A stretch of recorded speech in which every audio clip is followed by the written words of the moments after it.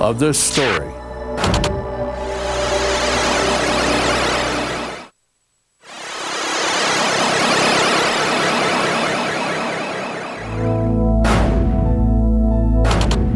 News of a mysterious crashed disc puts the world's focus on Roswell, New Mexico.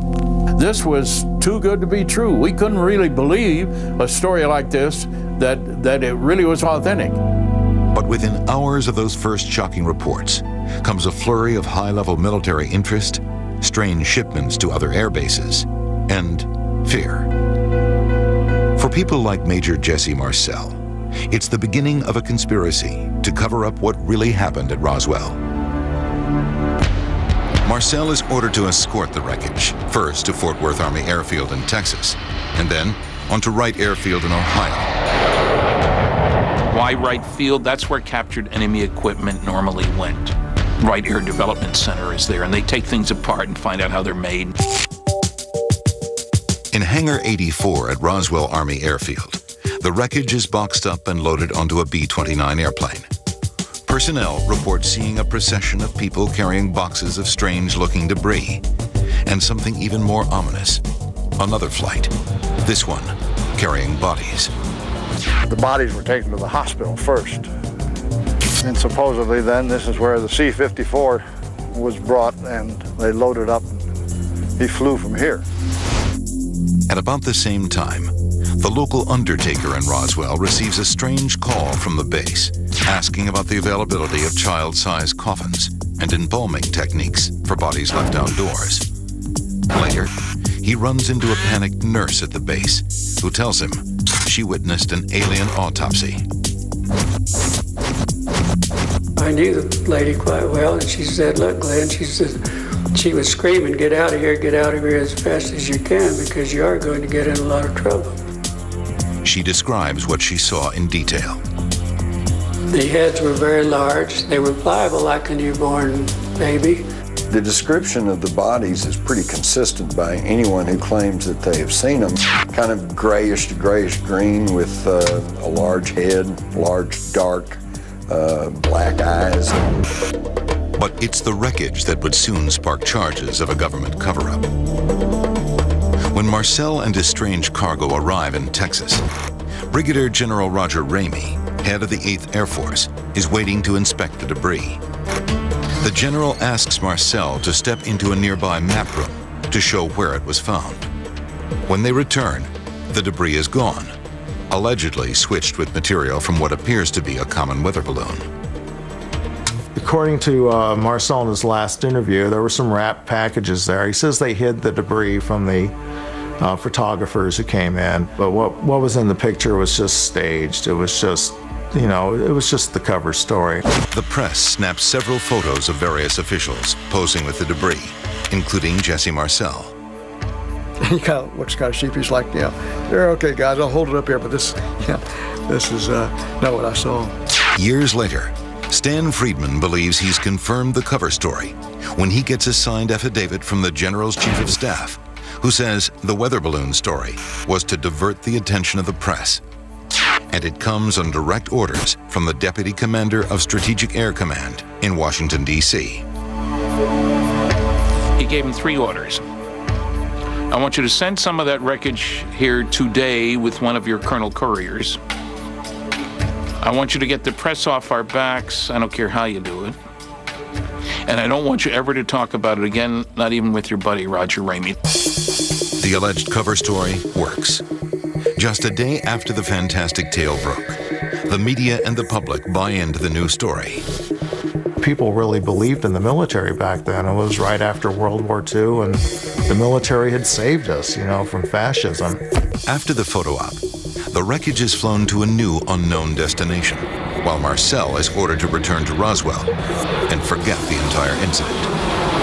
When he came back and he had my mother and I kind of together, and he said, "You know, guys, we're not to talk about this anymore. Treat it like a non-event. Didn't happen.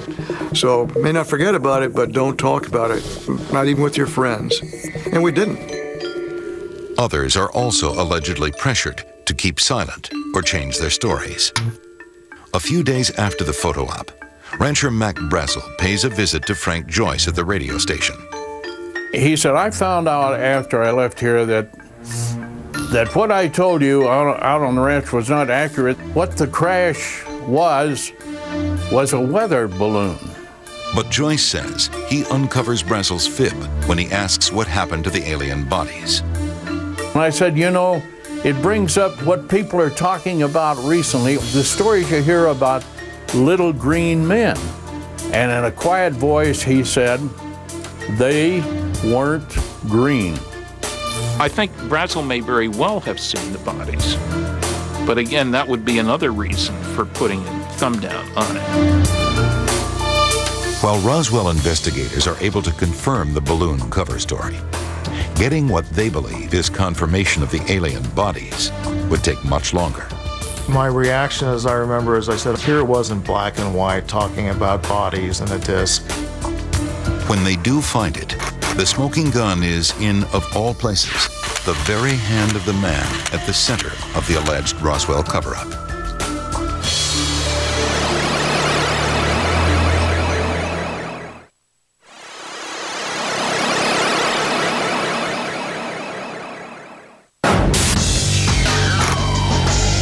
After the debris from a crashed UFO is identified as a simple weather balloon, interest in the Roswell incident dies down and is soon forgotten altogether. But the principals in this drama, like Major Jesse Marcel, never forget. It was not a weather balloon, nor an aircraft, nor a missile. It was something else, which we didn't know what it was.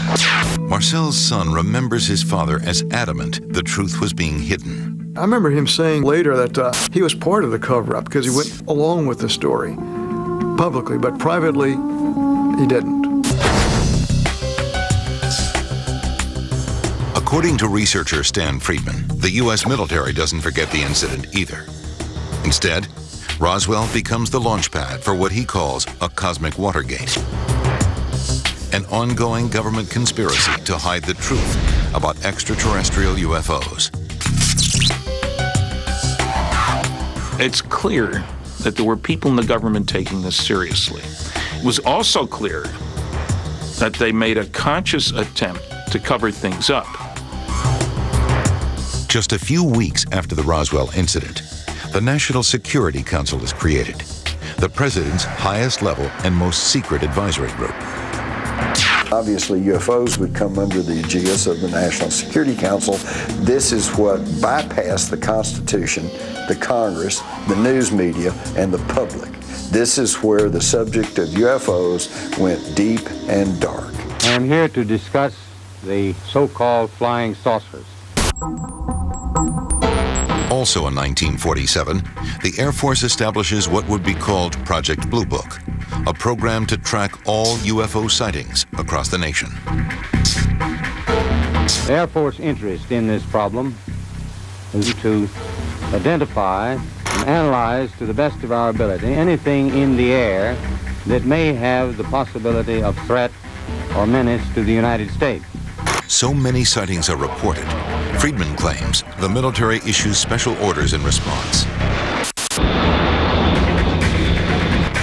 Air Force pilots were being ordered in 1952, summer, to shoot down UFOs if they didn't land when instructed to do so.